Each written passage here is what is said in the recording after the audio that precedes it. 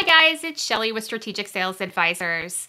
And in the first two parts of this series, as we talk about strategic growth, we did a heavy focus on strategic growth. And if you think about it, strategic growth is intentional growth.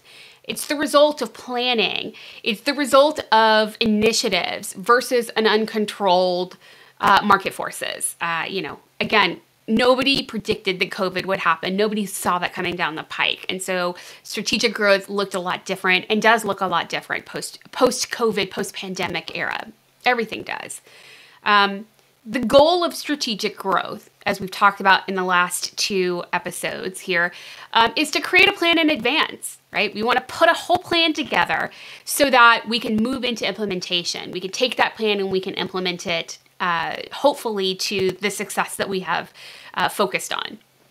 We want to identify in strategic growth strategies that can drive the future, right? And we want to integrate those within our company or organization. And we want to put sustainable actions into place.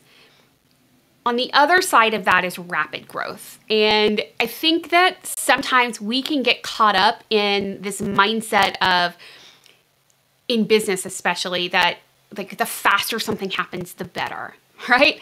Like the faster we can grow our business, the better, like the bigger my company becomes. And that's most often not the case. You see it in a lot of industries, the tech space, some of that, where there's so much new coming out, the iPhoning of America, or the iPhoning of the consumerism, right? A new iPhone comes out every year practically, and we have to rush out and get that. Or a new product or service comes out and we have to get the new, faster, better model of something, right? And that sounds great in theory, but the reality is, as a business owner, that rapid growth is not always a really good thing. And I want us to focus on that this week. So let's talk about the consequences of rapid growth versus strategic growth, right? So one of the biggest consequences in rapid growth is you will very quickly accumulate overhead that you can't support, right? It's so difficult, especially in the product side of business, that as you are looking to ramp up and sell more, that there is a much higher outlay of cash and overhead at the beginning that may or may not be able to reap that reward that you want to from that growth. So we need to be mindful of how fast things grow and how much capability we have. I mean, we talked about this in the last episode. I hope you had a chance to go check it out, where, do you have the cash flow in order to grow even strategically? In rapid growth, that is multiplied tenfold, right? If you are going to, or if you are looking to scale a service or a company up very quickly, then you have to bring people on. And the overhead on people is significantly higher. And if you have people sitting around doing nothing for a while until that rapid growth kicks in, then you have all of this. Conversely, you sell and you rapidly everything takes off, and then you don't have the product or service capabilities on that. We talked about this a little last week. Then now you have harmed your brand irreparably. How many of us have experienced that, where you have bought something as a consumer? We've bought something and it either takes forever to get to you, or the service isn't what you need or want, and you become a detractor versus, a passionate when it comes to, talking about that product or service, right? So we need to be careful there. The second area that can happen in rapid growth is we can do decision-making, but without the data, right? So the growth is so quick, it's so fast, that we haven't had a chance to actually get the data out of that and start to utilize that to make our decisions. So we're making a decision outside of, we're making a gut decision. And sometimes that will work, sometimes it won't. right? We want to be focused more on data managed decisions. We want to be focused in on, with that rapid growth, where are those markets? Let me give you a great example. When COVID hit and the business community needed to rapidly be able to connect their people, right? While they all worked from home in a virtual basis, entities such as Zoom, which had been around for a little while, right? All of a sudden bubbled up to the absolute top. All of these technology-based companies that had tools and resources that helped connect businesses and the people within them together with each other grew rapidly, right? So they scaled up. They scaled up their people. They added in, all different resources in order to manage that rapid sales. Once we got back into a situation of post-COVID and businesses starting to focus in on bringing their people back to the offices or connect them in different ways and means, what we have seen is that rapid growth, which they added all of these people, there wasn't a data-minded mindset of what is this going to look like when the world get back to a semblance of normalcy. And that what happened is now we've seen a bunch of tech layoffs. We've seen companies that overstaffed, expecting things to sort of just continue to grow like they did.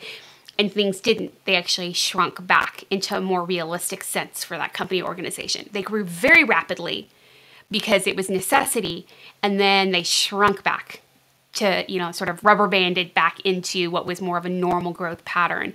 And this unsustainable overhead, going back to overhead, of the people that they had in place didn't make sense anymore. Right? So they made decisions on hiring and growth and things like that without the data behind it. The third area is sort of management structure failures. I don't know if you have ever been, and I suspect a far great number of you have been, in a situation where you have been in a company or organization where you have been overwhelmed with what you need to do, simply because the business grew unexpectedly and there weren't other people to take on things, right? Take on projects, take on teams, that type of stuff, or where people have quit, executives, managers, line level team members have quit, and you've had to take over additional duties. And a lot of that can be tied back to sort of management structure failures. Let's unpack that a little bit, right? What I mean by that is that when we get down into a situation of rapid growth, and we take it from a story of rapid growth, as company or as things grow incredibly fast, right? As we scale up, as sales take off, going back to the tech example, sales take off, everybody needs our product or our solution. And we hire in all of these people. Well, there's a gap in there between when the product and solution is taking off and we can backfill to handle the new load. And so there is this space where the structure is stretched beyond what it can handle, and you start to see failures happen. This is when we get into customer service issues. This is when we get into people, the word du jour of quiet quitting, or you get into those types of a situation where you are burning out your key team members. And it could be that there was no plan, right? Again, rapid growth, there's no plan in place. We're not implementing anything. We're playing catch up at this point. We're just catching up. So we can get into a situation where we don't have the proper structure in place from a management to handle that growth. And so that is another sort of consequence that happens. I've mentioned this like 17,000 times, I think, right now, but compromised customer service. Your customer service, whether you are a product or service company, your customer service is your brand reputation. And the moment that you compromise that, you have significantly compromised your business. You have put your business at risk. And so we need to figure out, how do we, in rapid growth, right? How do we manage that? And it is relatively hard to manage that. Point blank. It's very hard to manage customer service when you're growing exceptionally rapidly. Things get left, people get forgotten, processes aren't in place, and we have a situation. Next is a breakdown in communication, right? As things start to, management structure failures start to happen, and we've got customer service issues, and we're making rapid decisions, but we're just basing those on, anecdotal evidence. We've got rapid overhead that's kicked in, and all of a sudden the communication lines have broken down. And communication is within the top 3 reasons why I see companies fail, is they don't have the proper communication going on. There's no communication from the top down, and there's especially no communication from the bottom up, right? So communication starts to break down. The next area is we either have too much technology or not enough technology to make our business run when rapid growth happens, right? The case scenario that we would all expect is rapid growth and we don't have enough technology to manage that. But on the other side of that is then maybe we have too much technology. I liken that to small to mid-sized companies and their CRM system. And they have either the basic of the basic, and it won't manage their team. It won't manage all of this new rapid growth. It won't manage and handle the communication between the sales and the operations team and tracking and finance and all of that type of stuff. Or they have one that's so complex, frankly, that nobody uses it.